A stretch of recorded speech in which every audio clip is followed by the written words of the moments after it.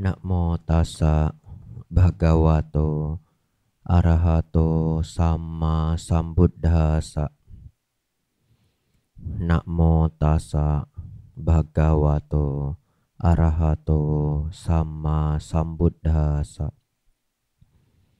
Namo tassa bhagavato arahato sama sambuddhassa.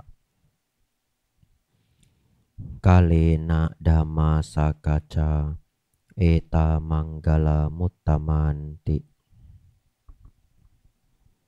Yang termuliakan Sang Buddha, Dhamma dan Sangha, yang berbahagia pimpinan puja bakti, serta Bapak Ibu, saudara-saudari semuanya, selamat siang, Namo Buddhaya. Bante, how to calm our mind properly, gitu ya. Baik, ini cerita meditasi. Barangkali 15 menit cukup. Bagi saudara-saudari yang belum pernah latihan meditasi sebelumnya, atau yang bingung meditasi sebenarnya kayak bagaimana sih, atau yang bingung, Bante teknik meditasi banyak sekali, yang mana yang harus kita praktekkan. Beda Bante kadang beda teknik, begitu ya. Baik, yang hari ini saya share adalah teknik fundamental, teknik dasar.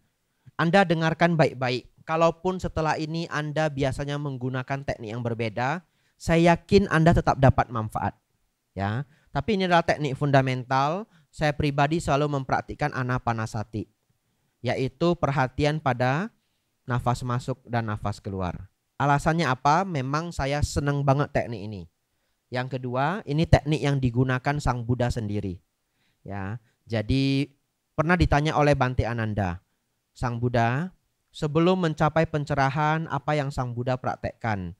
Dan setelah mencapai pencerahan, apa objek meditasi yang Sang Buddha praktekkan? Sang Buddha menjawab, sebelum pencerahanku, aku mempraktikkan anapanasati. Dan setelah pencerahanku, aku mempraktikkan anapanasati. Ya, jadi karena saya murid yang baik, ikut Lause, gitu ya. Lause praktek apa, saya ikut, ya. Baik. Nah, ini fundamentalnya. Konsentrasi ya, karena ini berharga. Saudara-saudari, di dalam pikiran kita, Anda boleh bilang your brain, Anda boleh bilang your mind, ya, it's okay, ya. Kalau Anda senang science, Anda bisa mengatakan your brain, ya. Jadi di dalam pikiran kita ada dua hal yang terjadi. Satu, kita ngobrol dengan diri sendiri. Betul ya? All the time. All the time. Menurut para psikolog 65.000 kali percakapan per hari. Saya tidak pernah hitung. Ya, jadi nanti Anda hitung, lapor ke saya. Ya. Yang kedua, kita membayangkan hal-hal. Ya. Kalau sekarang saya minta saudara-saudari untuk mari membayangkan patung Liberty. Muncul ya di pikirannya. Lalu kalau Anda dilarang pun, Anda belum tentu bisa mengatur atau mengontrol pikiran Anda. Coba. Semuanya jangan bayangkan. Jangan ya. Seekor kuda putih. Jangan. Ya. Kuda putihnya itu loh yang kayak Mustang. Tapi Mustang hitam ya. Make it white gitu. Jangan. Ada yang terpikir? Ada ya. Ya, itulah pikiran kita itu unik ya. Dia berbicara tidak berhenti dan muncul gambaran-gambaran. Kita buat istilah dulu ya. Ngomong tidak berhenti ini kita sebut suara hati. Dan yang membayangkan hal-hal kita sebut gambar pikiran. Oke ya. Jadi kita bisa belajar dengan nyaman. Suara hati dan gambar pikiran. Saudara-saudari, dua ini tidak pernah berhenti. Walaupun Anda tidur, kadang menjadi mimpi. Betul ya? Baik. Sebenarnya yang kita sebut sebagai samatha bhavana atau meditasi ketenangan adalah menenangkan dua hal ini. Suara hati dan gambar pikiran. Just that. Tapi sulit. Betul ya? Oleh karena itu, ketika kita bermeditasi, sebenarnya apa sih yang kita lakukan? Sebenarnya poinnya hanya ini. Dengarkan baik-baik. Mengetahui nafas masuk, mengetahui nafas keluar. Kenapa? Karena ketika Anda mencoba untuk mengamati, Sang Buddha menggunakan kata mengetahui, understanding. Understanding the breathe in, understanding the breathe out. Jadi di dalam sutta memang kosakatanya understanding. Jadi saya ubah ini ke bahasa Indonesia. Ya, mengetahui nafas masuk, mengetahui nafas keluar. Baik. Targetnya dengan mengetahui nafas masuk dan mengetahui nafas keluar, obrolan hati dan gambar pikiran itu akan meredup. Betul ya? Karena kita fokusnya di nafas kita. Tapi kenyataannya ada 3 hal yang mungkin terjadi. 1. Ya. Bayangkan muncul suara hati atau gambaran pikiran dan atau keduanya. Lalu Anda sudah tidak tahu lagi nafas masuk dan nafas keluar. Selama 5 atau 10 menit. Itu disebut sebagai apa? Caukyu ya. Yang lain? Melenceng ya. Ya. Istilah lainnya melamun. Betul?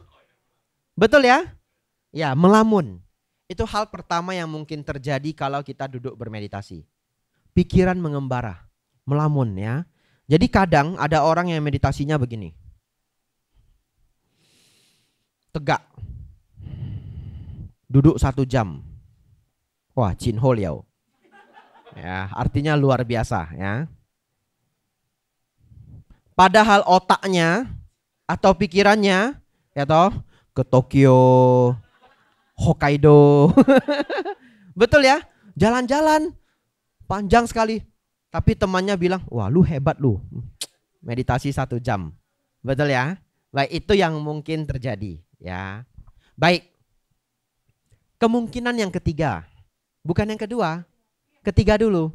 Ya, loncat ini. Ya, berarti masih konsen ya. Tapi memang harus loncat. Ya, baik. Kita lihat yang ketiga dulu. Baru nanti balik yang kedua.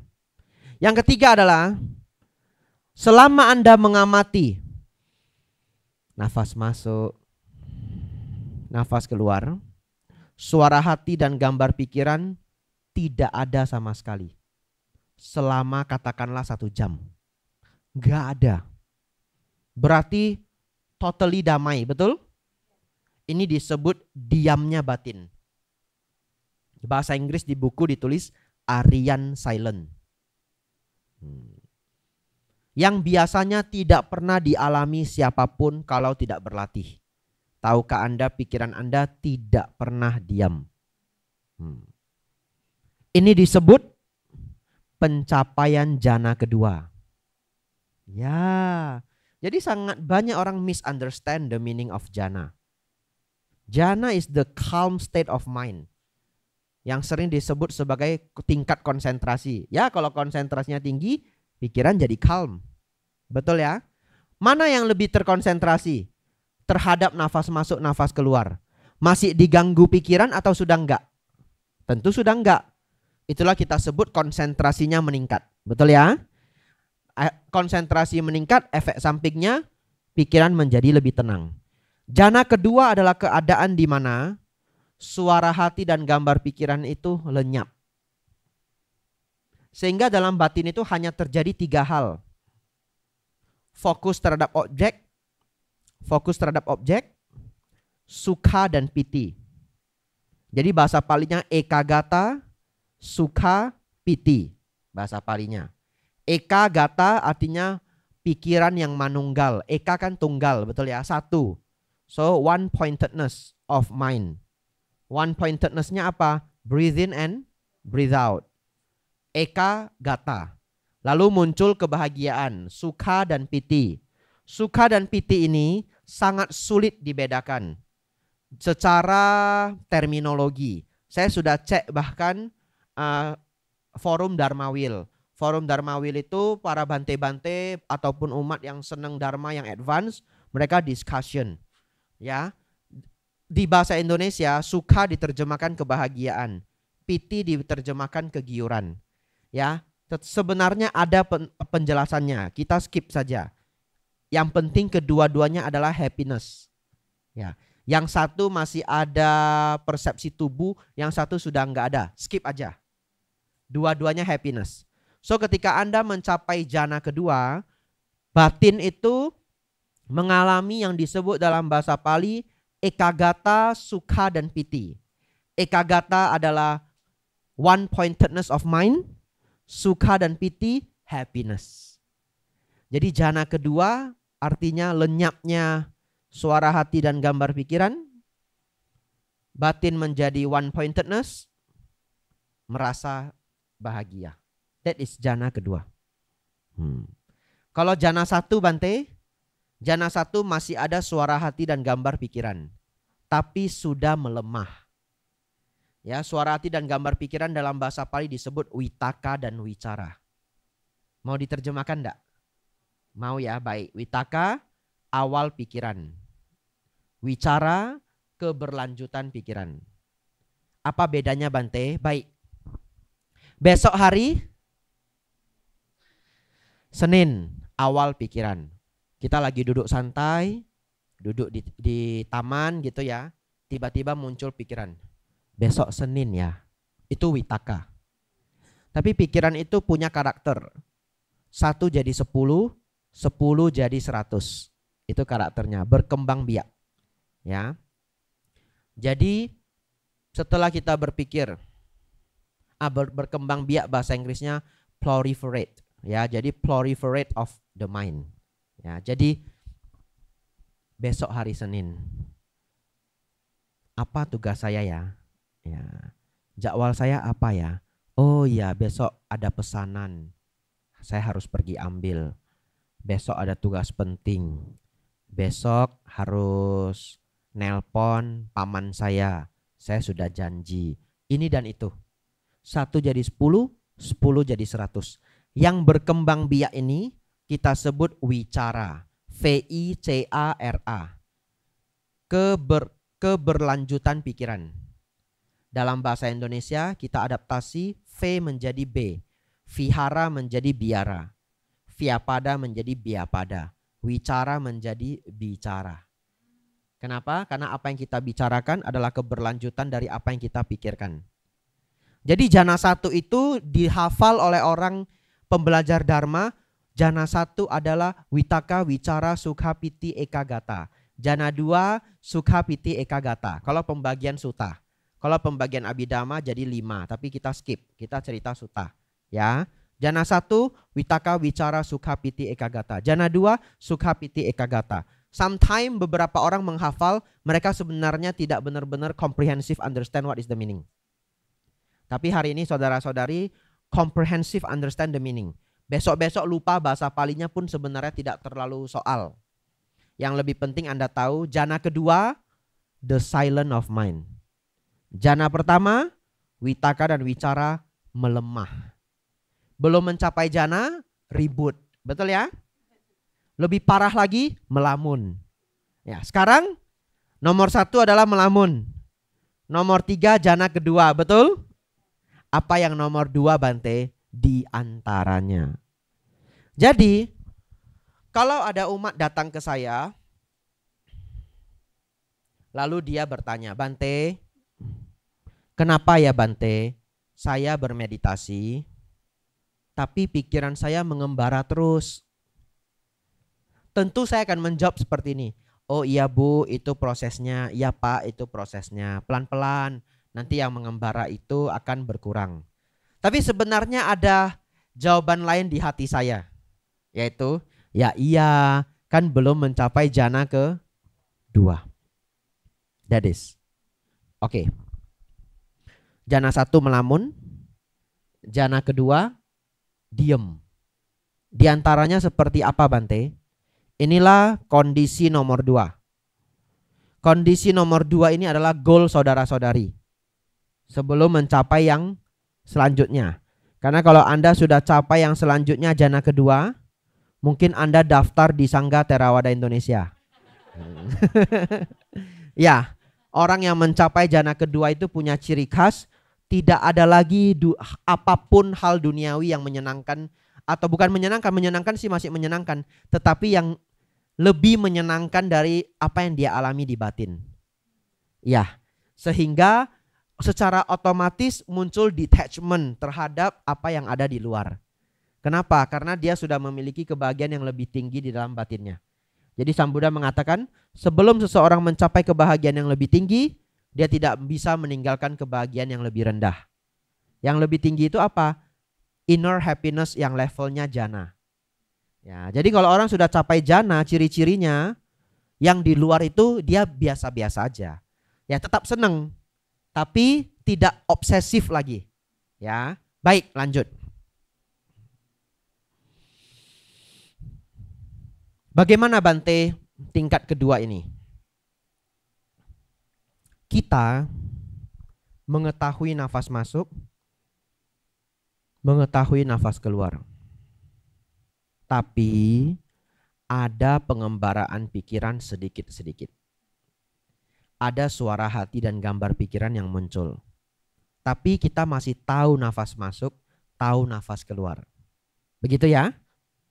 Selama Anda masih tahu nafas masuk, nafas keluar.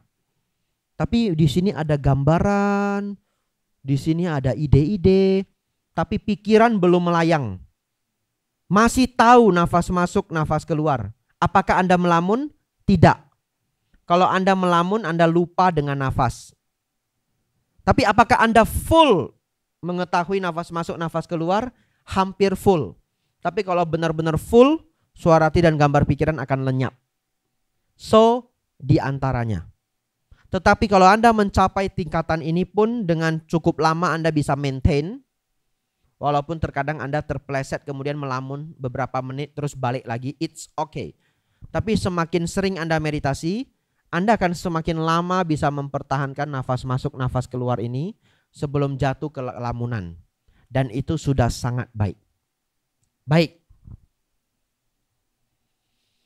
Beberapa poin penting.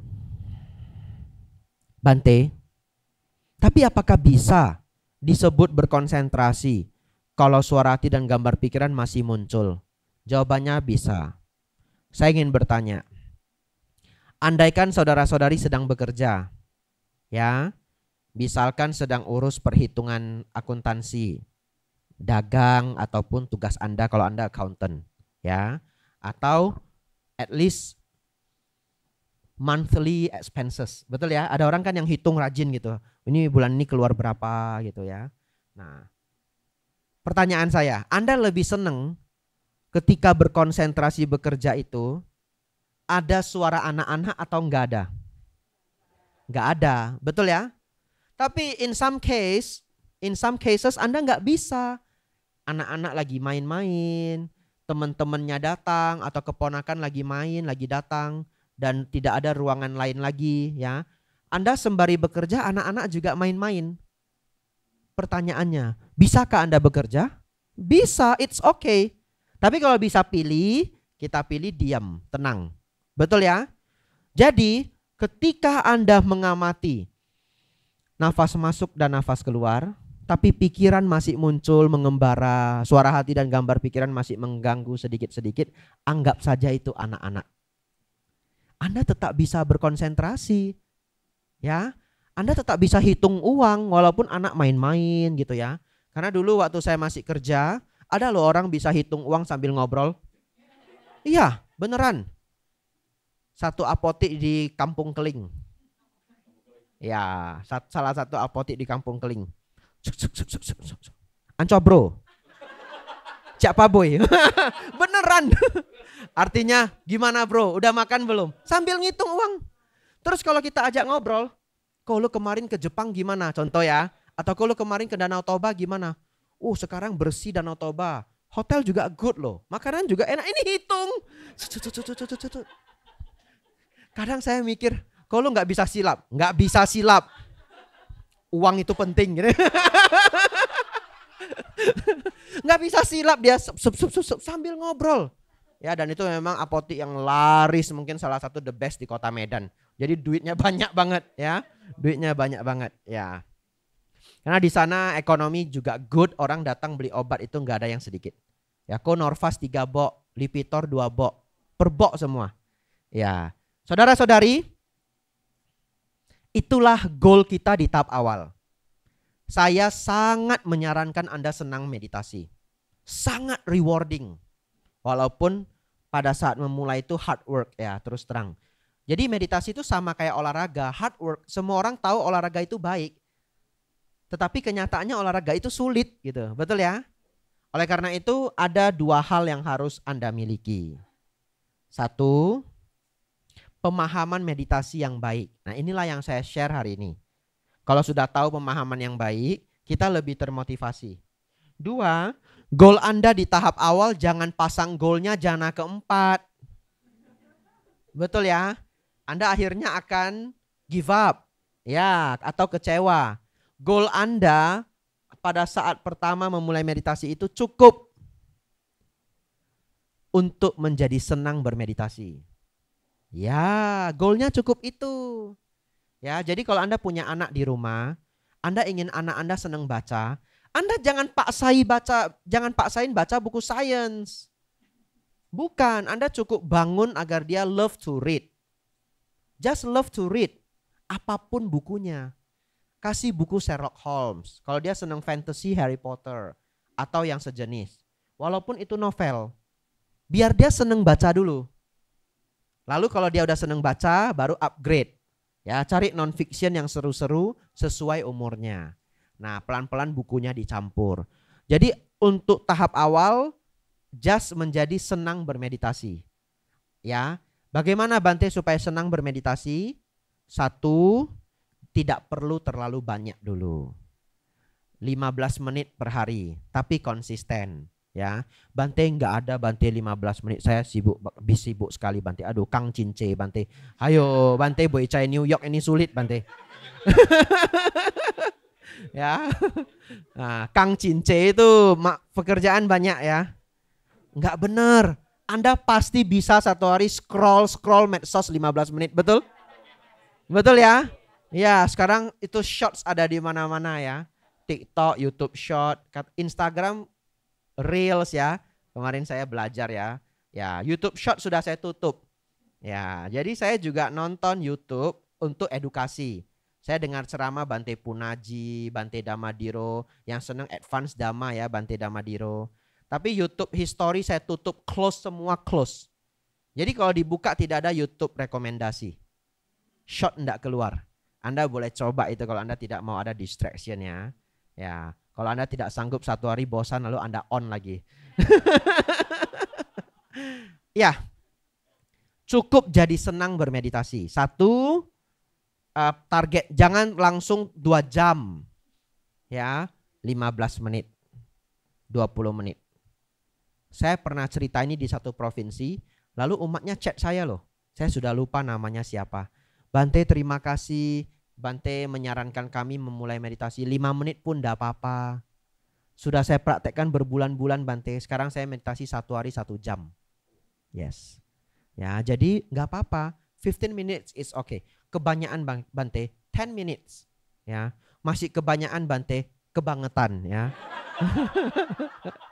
10 minutes okay lah, betul ya? Ya, sebelum kerja kebangetan, nggak harus duduk di bawah, duduk di kursi ya, yang nyaman.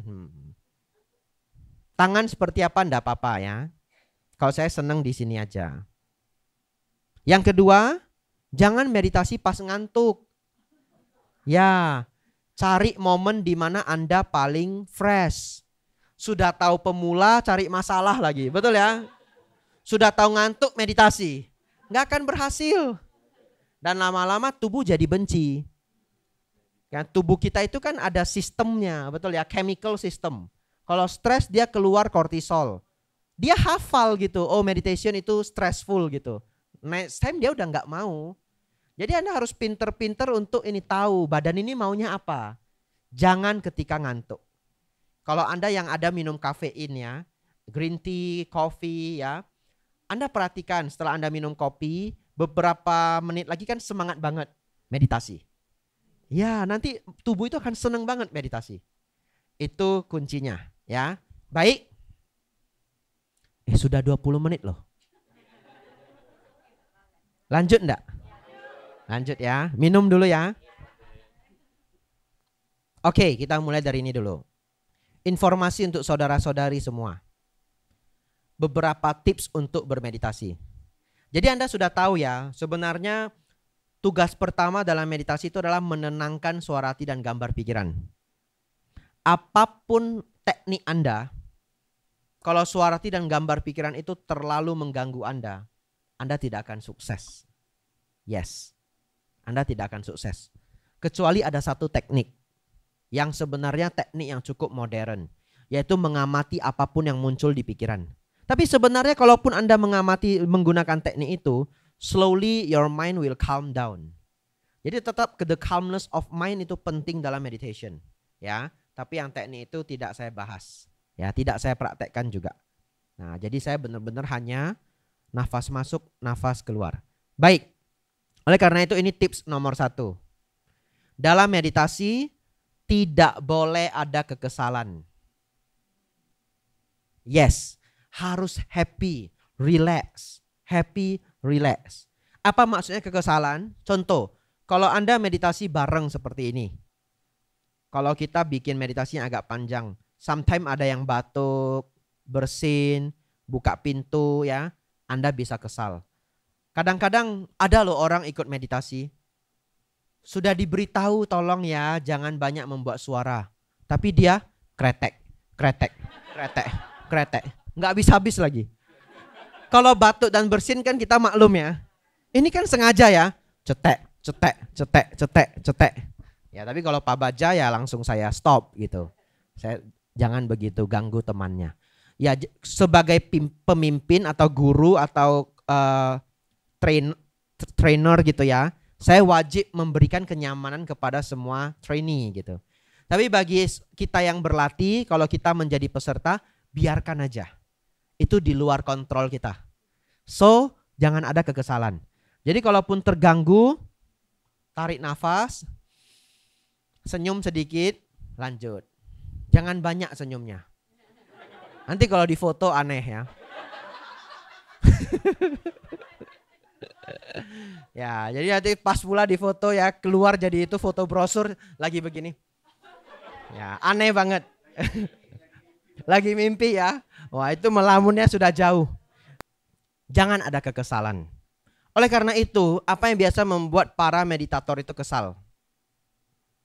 Pikirannya tidak bisa tenang. Betul? Setiap pikiran mengembara ada orang yang jadi kesel. Jadi bayangin, dia meditasi, pikiran mengembara, dia jadi kesel. Dia jadi kesel, pikiran semakin mengembara, dia semakin kesel. Jadi nggak ada habisnya. Jadi sebenarnya jangan kesal. Bagaimana supaya nggak kesal, Bante? 1, sudah tahu tips ini, tidak ada kekesalan dalam meditasi. Yang nomor 2, ini menarik sekali. Mungkin Anda belum pernah dengar. Ternyata setiap kali pikiran kita mengembara dan kita tarik kembali pikiran kita, itu memicu otak meningkatkan attention level. Ini real science. Jadi mereka sudah meneliti ya, setiap kali pikiran kita mengembara, kita tarik kembali pikiran kita ke objek, apapun objek meditasi yang sudah dipilih, otak kita mengalami neuroplasticity. Ya, artinya berkembang. Apa, Bante, neuroplasticity itu? Neuron kita itu tumbuh kalau kita belajar sesuatu. Beneran tumbuh kayak pohon. Anda bisa cek di Google, neuron sebelum tumbuh dan setelah tumbuh. Cek aja neuroplasticity image. Ya, mungkin Anda bisa ketemu before sama after learning something.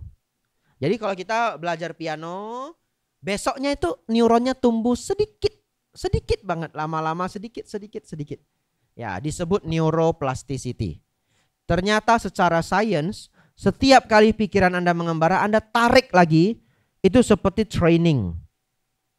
Neuroplasticity terpicu untuk terbentuk.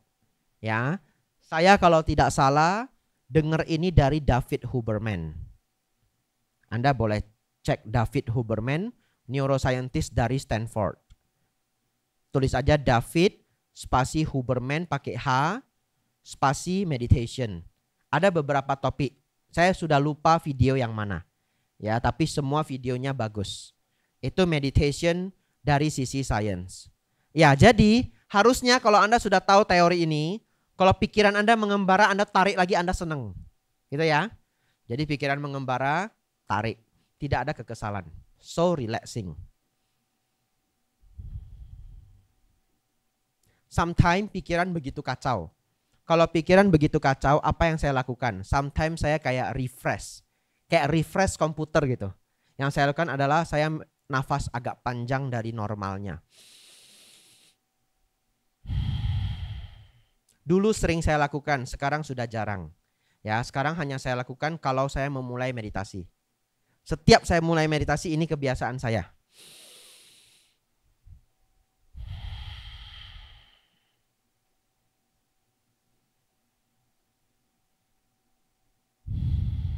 Biasanya 2 kali. Deep breath. Itu bagi saya kayak refreshing gitu ya. Ya, lalu mulai yang normal.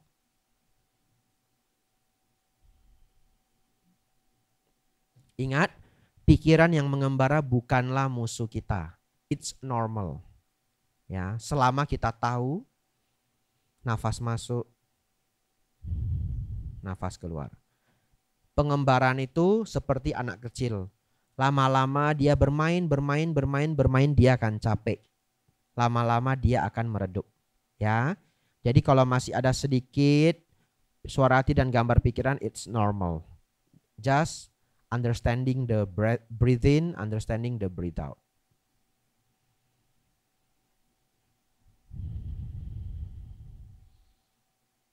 Ya, itu mengenai meditasi.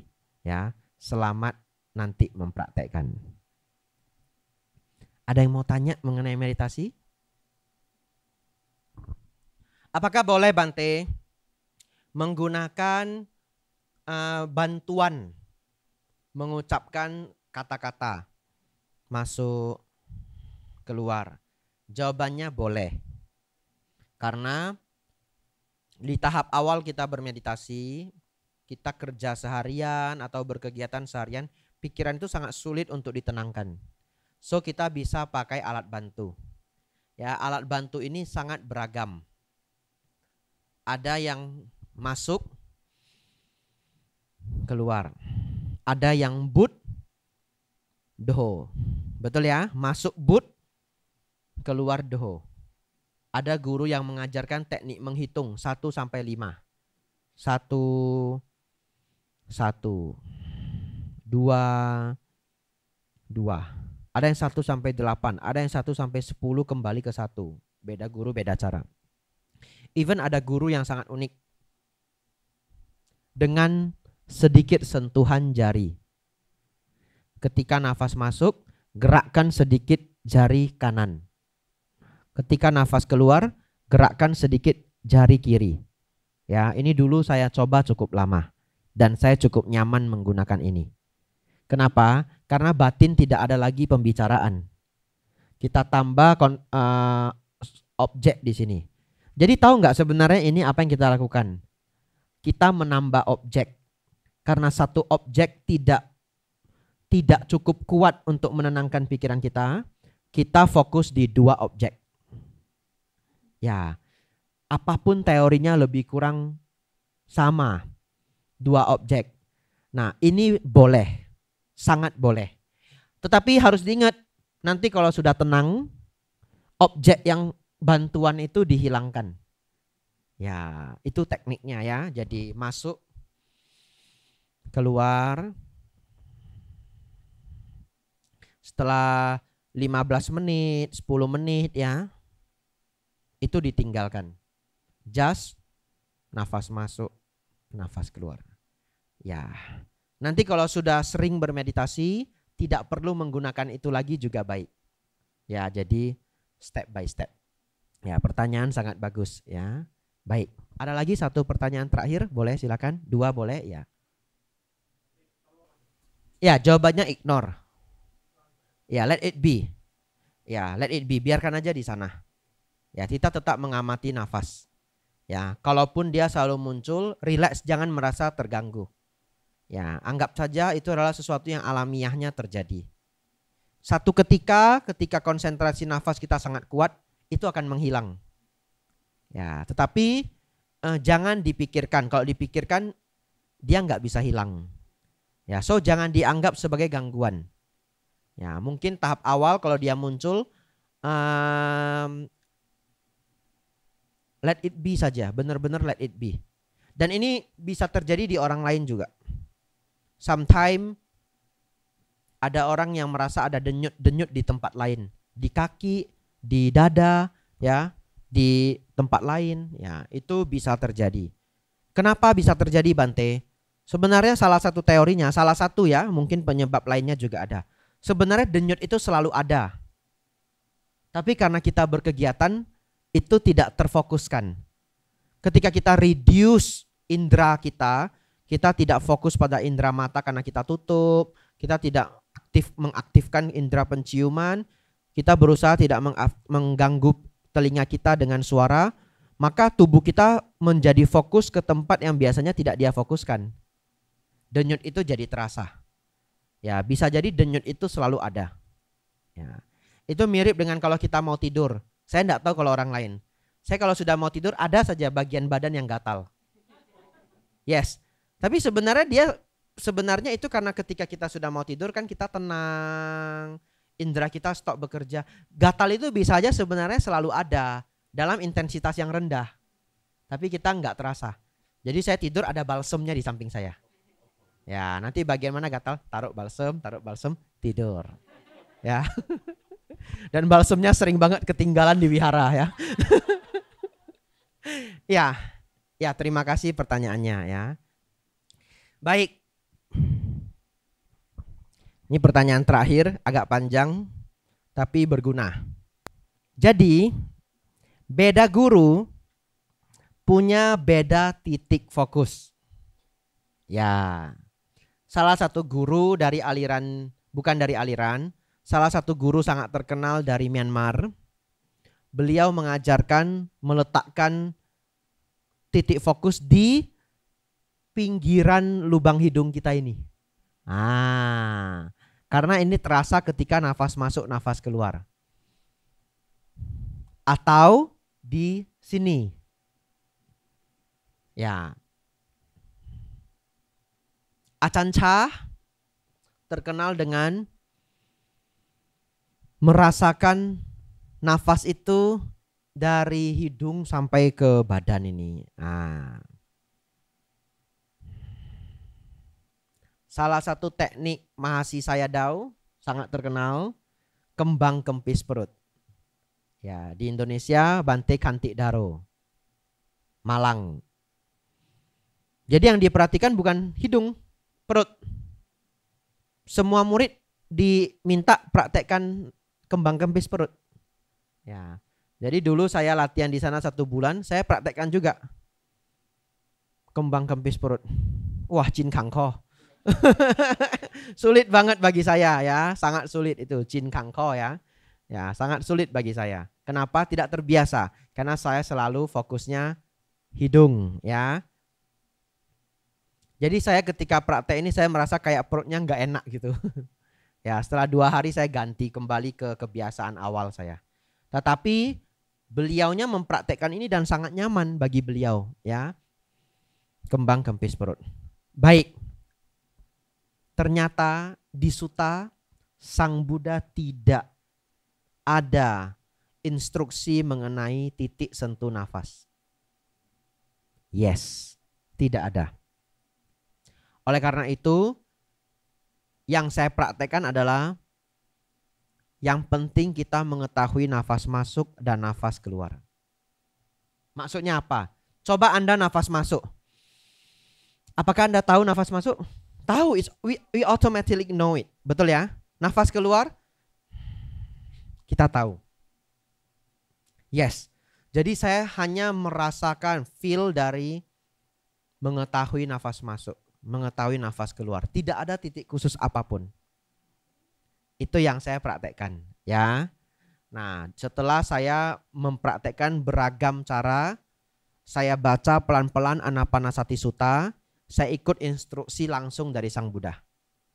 Ya, jadi cara saya belajar Dharma, walaupun banyak sekali ide dari para guru, dan guru itu sangat banyak jumlahnya di seluruh dunia, apalagi kalau kita cerita bukan hanya yang zaman ini tapi juga zaman dulu, nah, memang sangat banyak ragam praktek.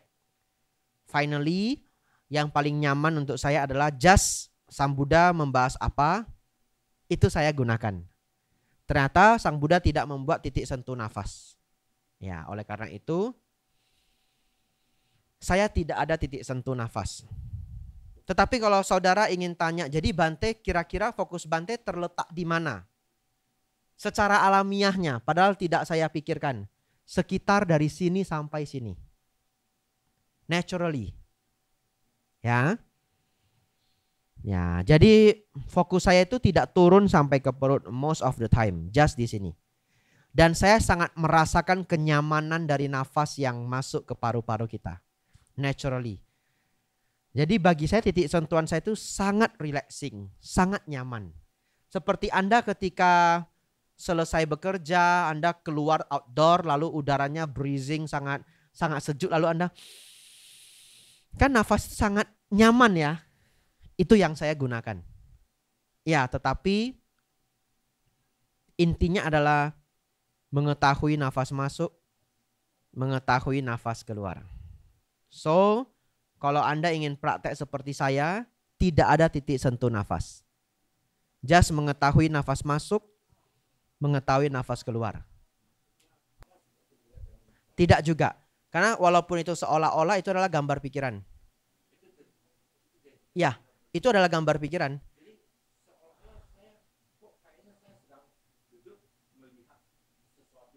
Yes, itu imajinasi, itu gambar pikiran.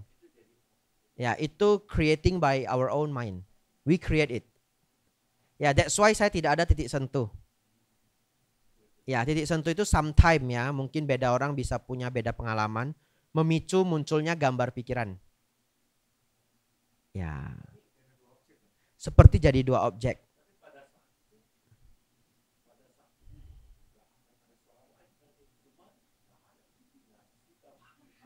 Tidak ada piti dan suka, ya. Tidak apa-apa, nanti coba cara yang lain, ya. Tidak apa-apa, no problem. Iya. Ya, tapi beda orang barangkali bisa beda pengalaman ya. It's okay. Selama kita tahu bahwa meditasi itu adalah latihan untuk menenangkan suara hati dan gambar pikiran. Ya, nanti dicoba lagi. Tidak ada suka dan piti ya. Betul, happiness. Saya baru mau bilang itu. Ya, itu boleh dikatakan tahap yang kita sebut absorption. Jadi seperti udah nggak ada, seperti sudah tidak merasakan nafas. Jadi batin tenang sekali pada saat itu, letakkan saja kesadaran kita pada apa yang terjadi saat ini.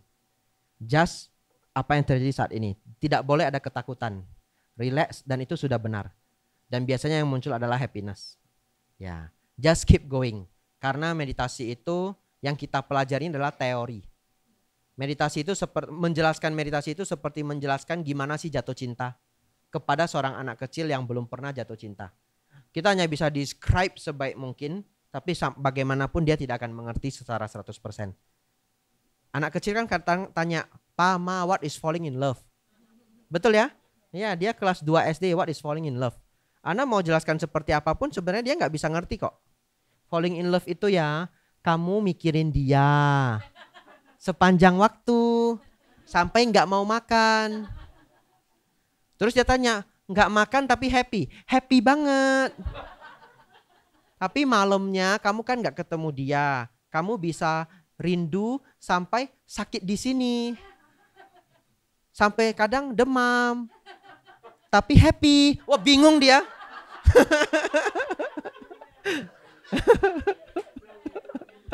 Betul ya? Ya, karena itu adalah experience. Tetapi perlu untuk at least dijelaskan. Ya, itu sudah tahap yang benar. Just enjoy the moment aja. Ya. Kenapa? Ya. Last one, pertanyaan ke Frankie. Tubuh nafas. Ya. Baik.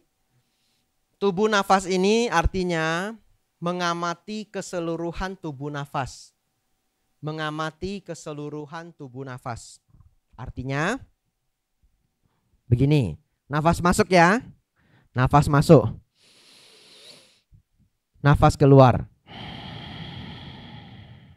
Kita harus mengamati dari first touch pertama kali masuk, sepanjang prosesnya, pertama kali keluar, dan sepanjang prosesnya.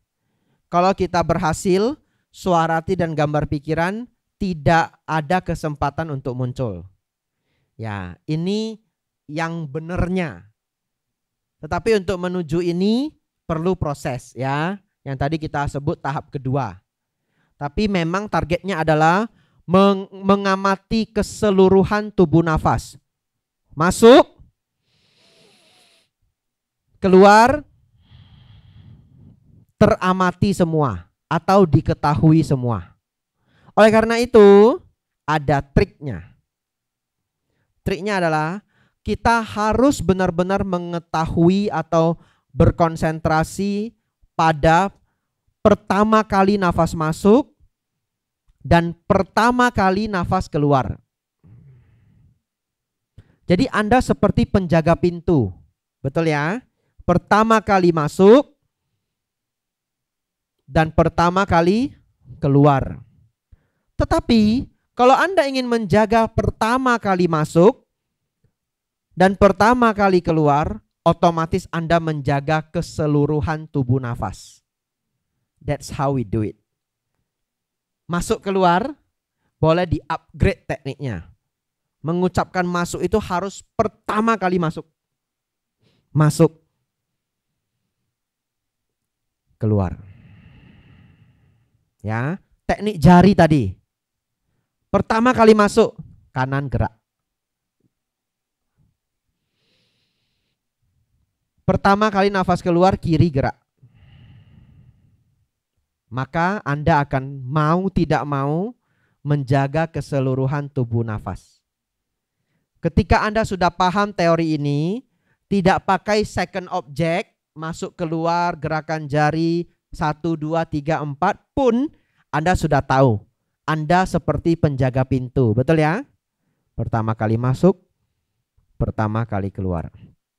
Setelah 10 menit melamun ya.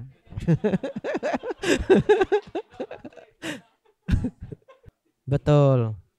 Tapi itulah namanya latihan. Nah, nanti kita ulang ya, jadi lebih kuat from time to time. Proses. Ya, proses. Enggak apa-apa, keep going. Ya. Waktu ke waktu. Sebenarnya kita bisa bandingkan kok. Setahun yang lalu, 2 tahun yang lalu kita meditasi dengan saat ini. Saya yakin kalau memang rutin berkurang. Kapasitas melamunnya berkurang. Contoh, kalau dulu sebegitu terdistract, melamunnya bisa 5 menit. Walaupun kita nggak hitung ya. Nanti lama-lama melamunnya tinggal 3 menit, lama-lama 2 menit. Lama-lama kayak melamun sedikit aja kita udah sadar, balik sendiri. Karena itu udah seperti unconscious. Kalau udah melamun, kita nggak tahu loh kapan kita akan sadar kalau itu lamunan. That's why itu satu-satunya yang bisa membuat kita improve adalah practice. Ya, practice, dan kalau secara sains nunggu itu neuroplasticity kalau sains ya.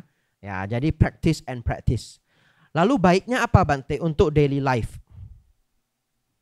Untuk daily life, semakin pinter kita meredupkan atau menenangkan pikiran atau mensilencekan pikiran, dan semakin pinter kita untuk kembali ketika kita melamun atau tidak lagi terlalu terdistract, Anda akan rasakan semakin cepat Anda menenangkan pikiran Anda kalau Anda marah.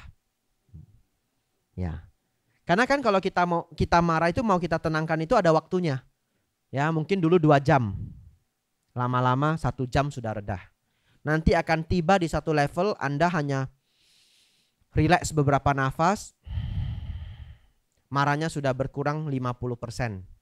Ya, di situ Anda akan merasa sangat bersyukur sudah latihan bermeditasi. Dan itu sangat berguna untuk harian. Karena harian kita penuh dengan stres, ya. Ya, itu secara daily life, ya. Selamat berjuang, ya. Sama-sama ya. Sudah mau jam 3? Ya, biasa selesai ngajar jam 3 ya. Tapi nanti mau nanya lagi boleh. Sabe sata bawantu sukitata. Semoga semua makhluk hidup berbahagia. Sadu, sadu, sadu.